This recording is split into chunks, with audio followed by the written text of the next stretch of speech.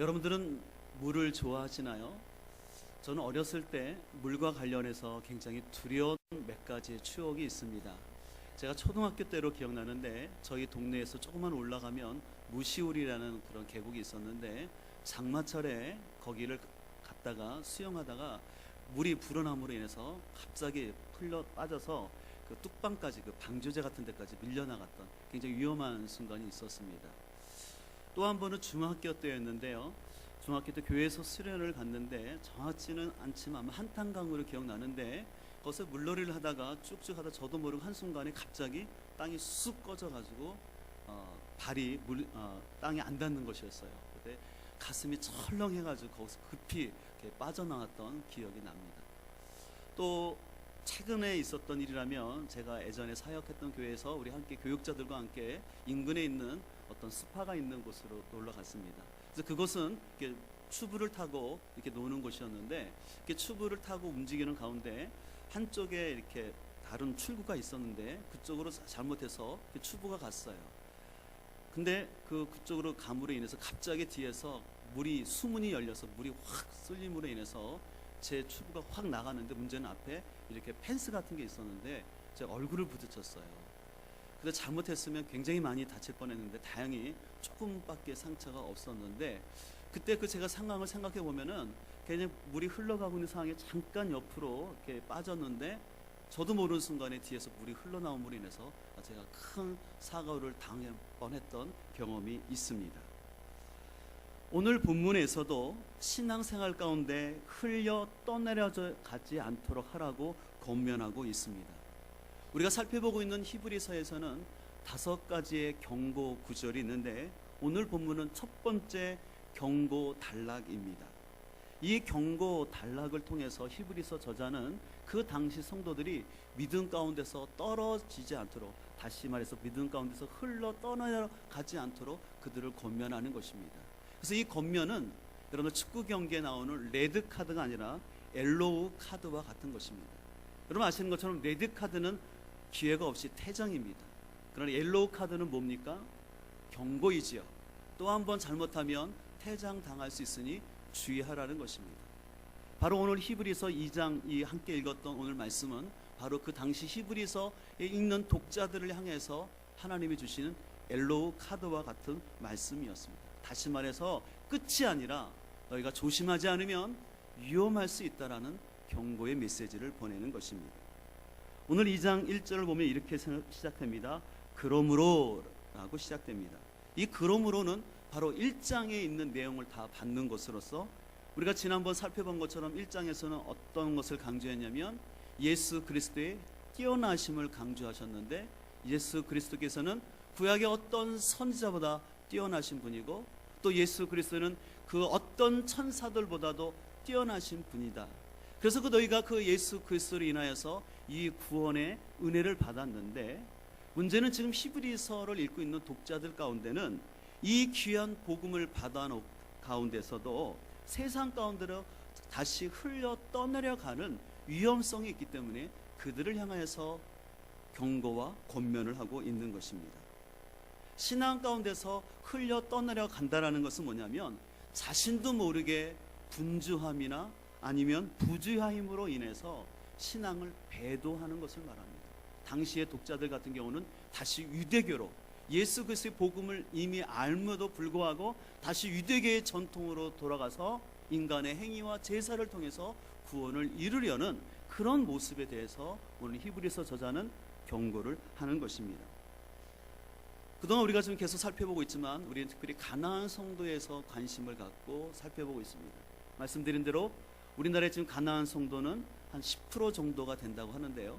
그 가나안 성도의 50% 정도는 그들이 교회를 떠난 이유가 어떤 특별한 사유 아니면 교회에 대한 불평 그런 것뿐만 아니라 그냥 개인적인 분주함 때문에 한두 주 안 나오다 보니까 자신도 모르게 가나안 성도가 됐다라는 것입니다. 이와 관련해서 지난 11월 28일 국민일보에 보니까 아주 흥미로운 기사가 있었는데 이 어떤 기사였냐면 우리나라의 실천신학대학원 내에 21세기 교회 연구소가 있고 또 탐구센터라는 곳에서 어떤 조사를 했냐면 평신도 교회 선택과 교회 생활 만족도 조사 연구를 해서 그 결과를 발표했는데, 그 결과 역시도 잠재적인 가나안 성도의 위험성을 얘기하는 것이었습니다. 그 조사에 의하니까요, 지금 현재 다니고 있는 출석하는 교회 계속 다니고 싶은가라고 대답한 사람은 55%가 나왔고요. 떠날 생각이 있다가 32.8%, 나머지 기타가 나왔습니다. 그리고 왜 떠나려고 하는 사람들에게 물었습니다. 왜 당신은 교회를 떠나려 합니까? 그랬을 때 교육과 훈련이 부족해서 11.5%, 또는 예배의 문제 때문에 11.1%, 그 다음에 지나친 전도의 강요 때문에가 10.9%였습니다.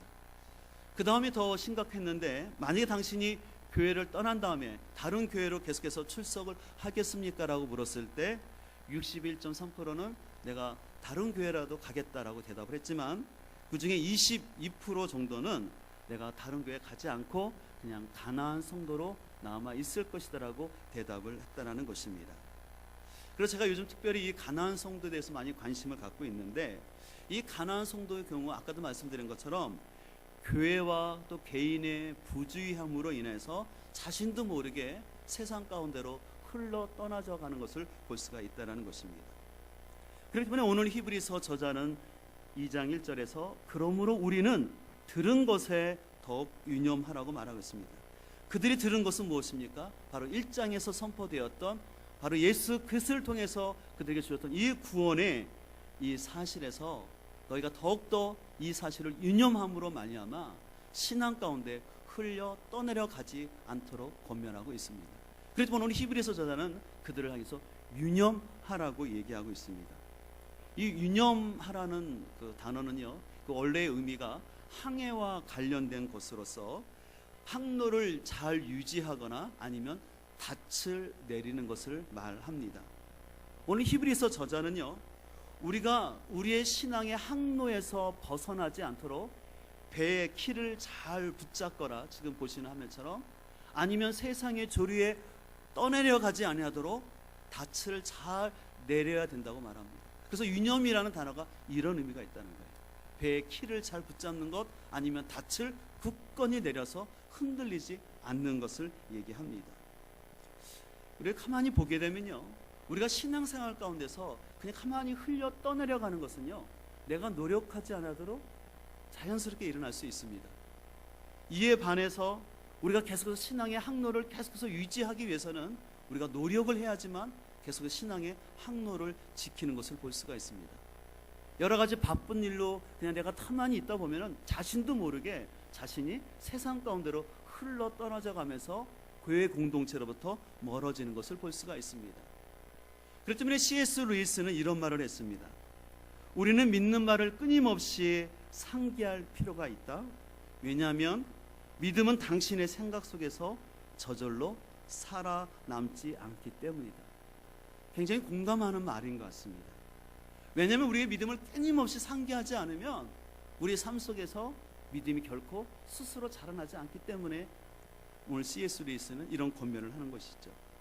아까도 말한 것처럼 이 가나안 성도들의 위험성, 또 무엇보다 교회 안에 지금 잠재적인 성도들의 위험성은 뭐냐면, 그 개인이나 교회가 계속해서 하나님의 말씀으로 그의 삶을 붙잡고 있지 않으면, 그의 신앙을 세우도록 세우지 않으면 자신도 모르게 신앙의 항로에서 벗어나다가 암초를 만나서 자초할 위험성이 있다라는 것입니다.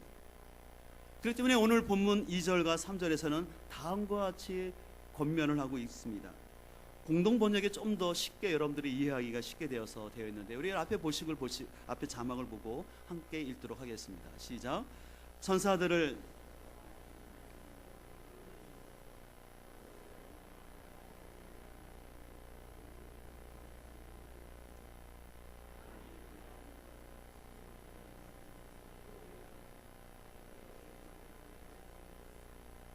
오늘 히브리서 저자들은 그 당시 독자들이 그렇게 좋아했던 천사들의 예를 들면서 그 천사들이 전했던 말도 효력이 있는데, 하물며 예수 그리스도의 그 사도들 또 예수님께 전하신 이 말씀을 듣고도, 그래서 우리가 이 값진 이 구원의 소식을 들었는데 그것을 소홀히 한다면 뭐를 피할 수 없다라는 것입니까? 예, 심판을 피할 수가 없다라는 것입니다. 우리는 신앙생활하면서 잘 기억해야 될 것이 있는데, 우리는 흔히 하나님을 사랑의 하나님이라고 자주 얘기합니다. 그러면서 우리는 하나님의 용서함을 많이 얘기합니다. 그러나 성경은 분명히 하나님의 사랑의 하나님이시지만 동시에 공의의 하나님이요 심판하시는 하나님으로 말씀하고 있습니다. 그래서 하나님은 우리를 전적인 값없는 은혜로 구원하시지만 우리의 행위에 따라 하나님의 상급이 있다고 분명히 말씀하고 있습니다. 그래서 우리의 신앙은요, 이 하나님의 사랑과 하나님의 공의가 균형을 이루어야 합니다. 공의 없는 이기적이고 미성숙한 사랑을 강조해서도, 그렇다고 공의 없는 무자비한 심판만 얘기해서도 되지 않습니다. 근데 오늘 중요한 것은, 오늘 히브리서 저자는 하나님께서 계속해서 그 독자들을 향하여서 신앙의 엘로우 카드를 계속해서 보내고 있는 거예요. 너희들이 이렇게 하지 않으면 신앙 가운데 흘러 떨어져서 위험할 수 있다라는 엘로우 카드를 계속해서 보냄에도 불구하고 그것을 소홀히 여기에 한 자에게는 미안하지만 자비 없는 빨간 레드 카드가 나올 수밖에 없다라는 것입니다. 그렇기 때문에 우리가 이 세상 가운데 살면서 우리의 신앙이 세상 가운데 흘려 떠내려가지 않도록 하기 위해서 다른 그 어떤 것보다도 하나님의 말씀을 붙잡아야 할 줄 믿습니다. 그렇기 때문에 우리는 날마다 우리 인생의 키를 잘 잡고 있어야 됩니다. 그리고 우리 인생이 흔들릴 때마다 더욱더 말씀의 닻을 굳건히 내려서 우리가 자로나 오르나 치우치지 않아야 할 줄 믿습니다. 그러나 안타까운 것은 하나님을 믿는다 하는 사람들 속에서도 하나님의 말씀이 인생의 키가 되거나 하나님 말씀으로 인생의 닻을 내리는 것이 아니라 어떤 사람들은 사람을 따라서 인생의 항로를 조정하려고 합니다. 누구를 따라가려 하고 누구만의 말을 더 기울여 합니다. 또한 교회를 나와서도 하나님을 예배하고 하나님을 알아가는 말씀을 공부하기보다는 그냥 인간적인 단순히 취미 활동하고 인간적이고 사귀고 그냥 인간적으로 밥 먹는 것, 그것을 더 우선순위 하는 것을 볼 수가 있습니다.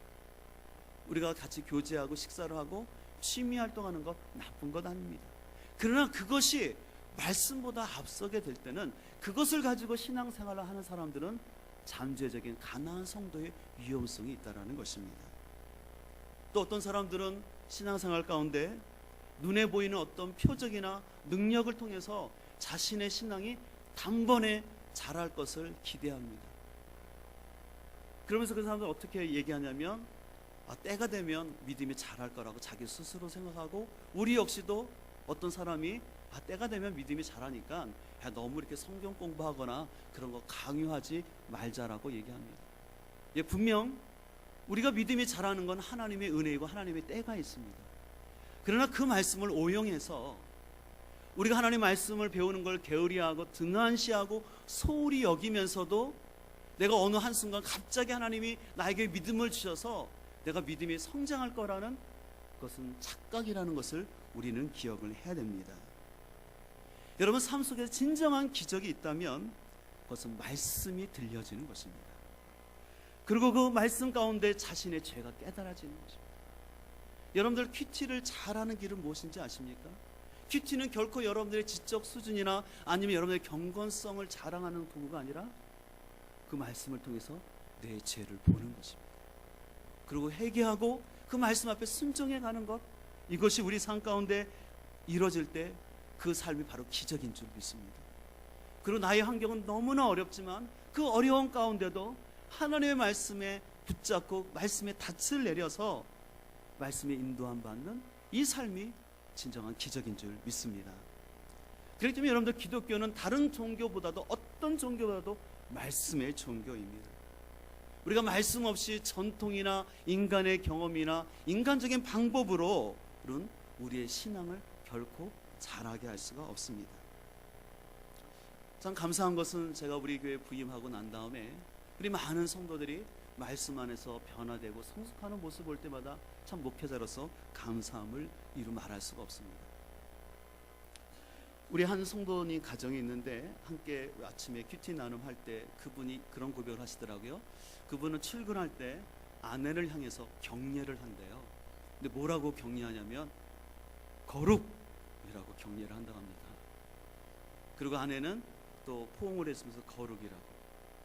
왜 이분이 거룩이라고 격려를 하냐면, 이분이 별로 교회 나오신 지 얼마 안 되셨지만 우리가 지난번에 레위기 묵상을 하면서 그 레위기를 통해서 주시는 하나님이 거룩의 의미, 우리 인생의 목적이 행복이 아니라 거룩이라는 그 말씀을 너무나 깊이 깨달았기 때문에, 비록 자신이 완벽하진 않지만, 모든 죄를 완벽하게 이기지는 않지만, 그래도 하루하루 내가 거룩함으로 살아가겠다라고 아내에게 거룩하고 나가는 이 성도님, 저는 그 성도님과 그 가정을 볼 때 그것이 진정한 기적이고 행복인 것을 보게 됩니다. 근데 아까도 말한 것처럼 이분이 우리가 흔히 레위기하면 어떻습니까? 어렵고 힘든 구약의 제사법이라고만 생각하는데, 이 레위기를 통해서 하나님의 거룩의 그 의미를 깨달은 것이었어요. 근데 그것이 뭐냐면 바로 말씀 묵상을 하고 함께 나누는 가운데 이런 역사가 이루어진 줄 믿습니다. 그래서 제이씨 라헬은 거룩이라는 책에서 다음과 같은 말을 했습니다. 수고 없는 영적 소득은 없다. 참 의미 있는 말이죠. 수고 없는 영적인 열매는 없다라는 것입니다. 그래서 그는 이렇게 계속해서 말합니다. 우리가 성경 읽기, 기도하는 것, 주일 성수에 노력을 하지 않고 거룩을 기대한다는 것은 마치 농부가 씨를 뿌려놓고는 아무 일도 하지 않고 팔짱 끄고 있다가 마지막 추수 때 풍성한 수확을 기대하는 것 같다라고 얘기했다는 것입니다. 자, 우리 교회 장로님들 또 지사님들이 농장에서 키우기 위해서, 작물을 키우기 위해서 얼마나 수고하는지를 보게 됩니다. 매일같이 가서 계속해서 다듬어주고 따고, 그런 지극정성을, 날씨를 따라서 온도를 맞춰주고 그런 지극정성을 해야지 이게 수출이 나오지, 그냥 씨만 뿌려놨다고 절대 풍성한 결실을 거두지 못하는 것 마찬가지로, 우리의 삶 속에서 신앙의 아름다운 열매와 거룩이 있어지기 위해서는 우리가 수고가 있어야 한다는 것입니다. 그래서 우리는 계속해서 이런 수고 가운데 나가야 되는데, 그런 의미에서 우리 교회에서는 말씀 묵상과 함께 말씀이 이끄는 복음학교를 강조합니다. 저는 말씀 묵상을 이렇게 생각해요. 말씀 묵상은 배의 키와 같아서 매일매일 하나님의 말씀을 가지고 우리의 인생의 항로를 조절하는 것입니다. 말씀을 통해서 하나님이 좌로 1도 꺾으라면 1도 꺾고, 또 말씀을 통해서 우로 2도 꺾으라면 2도를 꺾는 것입니다. 그래서 계속해서 그 말씀 묵상을 해갈 때 그의 삶은 순간순간 어디로 가는지는 몰지 못하지만, 잘 알지 못할지라도 하나님이 가장 안전한 길로, 분명한 목적지로 인도해 주시는 것입니다.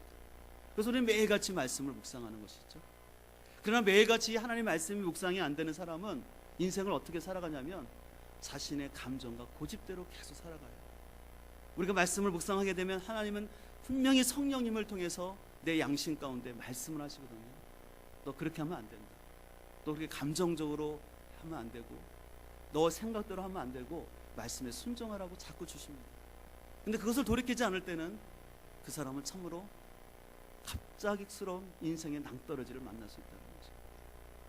또 저는 우리 교회에서 행하고 있는 이 40일 이 복음학교는 어떤 의미가 있냐면, 우리 삶 속의 닭과 같아요. 닭은 어떤 겁니까? 배가 절대 흔들리지 아니하도록 하는 거예요. 그래서 우리는 이 40일 복음학교를 통해서 다시 한번 복음을 통해서 우리의 신앙을 분명히 하는 것입니다. 그래서 저는 우리 성도님들이 그냥 한번 여러분들이 이 말씀이 있는 복음학교를 참여한 걸로 만족하지 마시고, 진정 이런 그 복음을 통해서 나의 옛 자아가 진정으로 죽고 예수 그리스도가 주인 되시는 삶이 내 삶에 살아내지 못하고 있다면 우리는 다시 복음 앞에 서야 할 줄 믿습니다. 이론으로 아는 게 중요한 게 아니에요.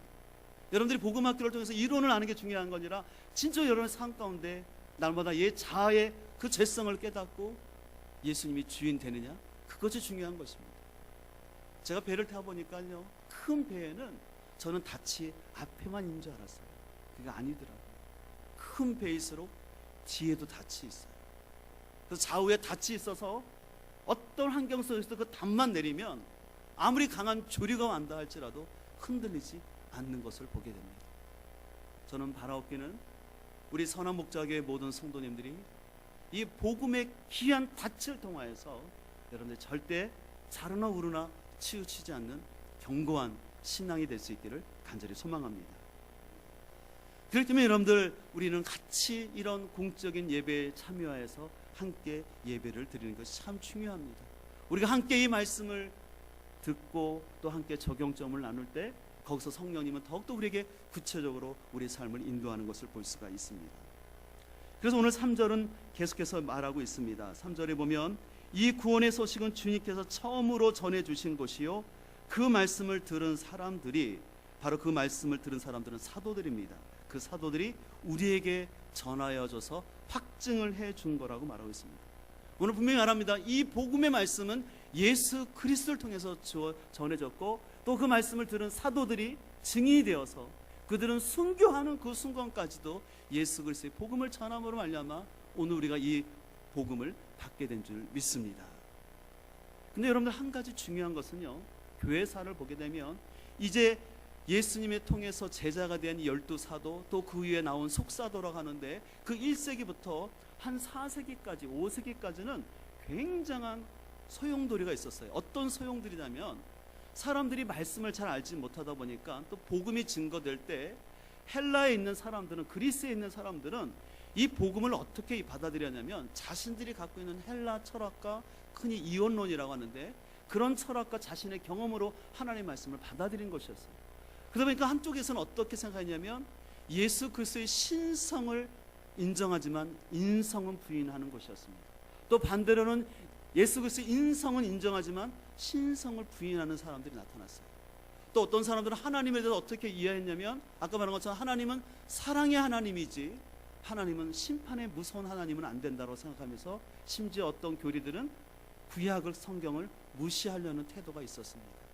근데 그런 격동 속에서 우리에게 이렇게 복음이 전해질 수 있었던 것은 바로 그 사도들이 이 하나님의 말씀을 붙잡고 그 말씀 안에서 성령의 인도함 가운데 이 교리를, 올바른 교리를 지켜냄으로 인해서 우리에게 이 귀한 말씀이 전해진 줄 믿습니다. 제가 왜 우리 성도들이 개인적으로 경건의 시간을 갖는 것도 강조하면서 왜 공적인 예배를 강조하고 말씀을 강조하냐면, 우리가 개인적으로 말씀을 볼 수도 있지만 이 말씀이 정확하게 분별되어야 되고 교리적으로 치우침이 없어야지 개인적인 그런 신앙생활에서는 위험할 수 있고, 그렇게 개인주의로 가다 보면 신앙 가운데서 흘러 떠내려가는 위험성들이 있다는 것입니다. 그래서 우리는 이런 부분에서 다시 한번 경각심을 가지고 우리는 더욱더 복음 앞에서, 우리 공동체 앞에서 서야 할 줄 믿습니다. 그래서 하나님은 말합니다. 4절에서 하나님도 표적들과 기사들과 여러 가지 능력과 및 자기의 뜻을 따라 성령이 나누어 주신 것으로서 그들과 함께, 바로 사도들과 함께 뭐 하셨다고 그랬습니까? 증언. 무엇을 증언했겠습니까? 바로 예수 그리스도의 복음을 증언했다는 것입니다. 이 복음을 하나님께서도 다양한 방법을 통해서 사도들과 함께 또 성령을 통해서 이것을 증거하셨다는 거죠. 그만큼 복음의 가치를 말하는 것입니다. 근데 여러분, 여기서 오늘날에도 표적과 기사, 이런 기적이 여러분들 잘 눈에 보이시나요? 그러지는 않죠. 왜 그런지 아십니까? 그 이유는 바로 우리에게 표적과 기사보다 더 완벽한 하나님의 말씀이 주어졌기 때문에 그렇습니다. 하나님이 표적과 기사를 보여줄 때는 이 하나님 말씀이 제대로 전해지지 않을 때, 말씀이 없었기 때문에 표적과 기사를 통해서라도 예수 그리스도가 우리의 구세주인 것을 깨닫게 해주셨습니다. 그러나 이제 성경이 완성되고 성경이 주어진 다음에는 더 이상 어떤 표적과 기사보다 더 중요한 것은 이 하나님의 말씀으로 우리를 교훈하시고 이끄시는 것을 볼 수가 있습니다. 그렇기 때문에 우리는 더욱더 우리에게 주어진 이 성경 말씀을 소중히 여기고 이 말씀 안에서 우리의 신앙을 굳건히 지키며 나가야 할 줄 믿습니다. 아까도 말씀드린 것처럼 우리 삶의 기적은 말씀이 들려지는 것입니다. 여러분들, 설교 시간에 말씀이 들려진다는 건 큰 축복이고 기적입니다. 왜냐하면 어떤 분들은 하나님 말씀이 잘 들려지지가 않는 것이에요. 그러니까 들려지지가 않으니까 어떻게 해요? 자꾸 졸음이 오죠. 그리고 몽롱한 상태에서 말씀을 듣긴 듣지만, 들은 것 같지만 그 말씀이 그 심령 가운데 뿌리 내리지 못하고 역사가 없는 거예요. 그래서 교회를 아무리 오래 다녔어도 이 말씀이 듣지 못하고 깨닫지 못하는 사람은 변화가 없는 거예요. 그러나 아무리 교회를 처음 나왔더라도 얼마 되지 않았을지라도 그 마음이 열리고 말씀이 들려지면 아까 말씀드렸던 어떤 성도님처럼 거룩을 소망하면서 그렇게 격려하면서 그 가정을 거룩하게 세워나가는 것을 볼 수가 있습니다. 그래서 하나님의 말씀이 자꾸 들려지는 사람은 죄의 민감성이 생기는 거예요. 하나님 앞에서 이렇게 하면 내가 안 된다는 걸 깨닫고 그 죄를 금방금방 돌이키려는, 그래서 자기 자신 속에서 성결하게 살려는 열망이 생기는 것입니다. 그리고 또 환경이 너무나 어려움에도 불구하고 그 말씀이 주어짐으로 인하여서 그 환경을 이겨내가는 알 수 없는 힘이 말씀 가운데 나타나는 것입니다. 제가 지난주도 한 가정을 만나서 얘기를 나누는 가운데 그 부부가 이렇게 얘기하셨다 하더라고요. 굉장히 어떤 어려운 일을 겪으면서 이제 더 이상 우리는 바닥은 없을 거야. 우리 여기까지 왔으니까 바닥이다. 이제 바닥 내려왔으니까 우리는 이제 차고 올라가면 된다라고 얘기를 나누셨다는 거예요. 근데 바닥인 줄 알았는데 거기서 끝난 것이 아니라 더 문제가 발생하고서 더 지하실이 내려가는 그런 경험을 했다는 것입니다. 제가 그 얘기를 들으면서 책 제목이 생각나는데, 바닥인 줄 알았는데 지하실도 있더라. 참 공감이 가는 것이었습니다. 우리는 어떤, 내가 살다 보면 어떤 인생의 고난과 물질이나 여러 가지 관계의 어려움이 오면 내 인생이 바닥까지 내려갔다. 그래 바닥까지 내려갔으니까 이제 더 이상은 나빠지지 않고 회복은 있을 거야 라고 기대를 합니다. 근데 문제는 바닥인 줄 알았는데 뭐가 있다는 거예요? 근데 문제는 그 지하가 몇 층인지 모른다는 거예요. 지하 1층, 2층에서 끝났으면 좋겠는데 4층, 5층 계속 내려간다는 것이. 여러분, 그렇다면 어떻게 우리가 바닥인 줄 알았는데 지하까지 내려가는 이 환경 가운데 다시 일어날 수 있는지 아십니까? 말씀이 역사하면 됩니다. 말씀을 통해서 자신의 자아가 깨지고 교만함이 깨어지고 주님 앞에 내려놓게 될 때 어서 일어나는 역사가 나타나는 줄 믿습니다. 혹시 여러분의 삶 가운데 여러분은 굉장히 내가 지금 고난 가운데 있고 내 삶이, 내 가정이 풀어지지 않고 있다고 생각한다면 여러분 스스로 생각하는 바닥이라는 기준이 아니라 말씀 앞에서 여러분을 돌이켜볼 수 있기를 간절히 소망합니다. 주님은 분명히 말씀하시는 게 있어요. 우리 하나님은 선하신 하나님이기 때문에 여러 사람과 환경과 또 말씀을 통해서 나로 하여금 우리가 돌이켜야 될 뭔가를 말씀하고 있는데, 그것을 겸손함으로 빨리 깨달으면 깨달을수록 우리가 거기 터널에서 벗어나게 되는 줄 믿습니다. 그러나 그렇지 아니하고 계속해서 자신의 생각과 감정과 자존심 속에서 거역하고 있으면 계속 죄송하지만 여러분의 바닥이 어디서 끝날 줄 모르게 된다는 것입니다. 여러분 가운데 진정으로 구원의 간격을 회복하시고 복음의 능력 가운데 참된 자유를 원하십니까? 그렇다면 우리는 말씀을 듣고 뵙고 우리는 이 말씀을 유념해야 될 줄 믿습니다. 그래서 우리는 이 말씀을 유념해야 돼요. 그렇지 않으면 아까도 말씀드린 것처럼 이 귀중한 복음의 말씀을 듣고도 내가 흘려 뛰어내려가서 피할 수 없는 심판이 우리에게 있다는 것입니다. 여러분, 가끔씩 물건을 잊어버린 경험이 있죠. 또 소중한 지갑이거나 또 그 안에 있는 카드를 잊어버렸을 때 얼마나 긴장되고 떨립니까? 근데 여러분들 왜 그것을 잊어버려나요? 대부분 너무 정신없이 분주하기 때문에 그래요. 또 한 가지는 내가 다른 것에 너무 집착되다 보니까 막상 그 중요한 것을 잊어버리고 사소한 것에 대해 마음이 집착됨으로 인해서 본질적인 것을 잃어버릴 수가 있다는 것입니다. 바라옵기는 우리는 그 어떤 것보다도 우리의 분주함들과 내 마음의 여러 가지 것들을 먼저 주님 앞에 내려놓으시고 말씀을 유념하여서 그 말씀으로 여러분의 항로를 정하시고 말씀으로 여러분의 닻을 꼭 내릴 수 있기를 간절히 소망합니다. 제가 설교를 시작하면서 제가 물에 대한 공포와 두려움이 있다고 말씀을 드렸는데요. 제가 지금은 물을 참 좋아합니다. 그래서 수영도 참 좋아하고요. 또 스노클링 하는 것도 참 좋아하고 또 여러 가지 물과 관련된 걸 좋아합니다. 왜 좋아하는지 아시나요? 제가 수영을 배웠기 때문에 그렇습니다. 제가 서울에 있을 때 수영을 열심히 배웠어요. 여러분들 수영 배우는 원리가 있어요. 여러분 수영 배울 때 선생님들이 하는 말이 있어요. 뭐 빼라고 하죠? 네, 맞아요.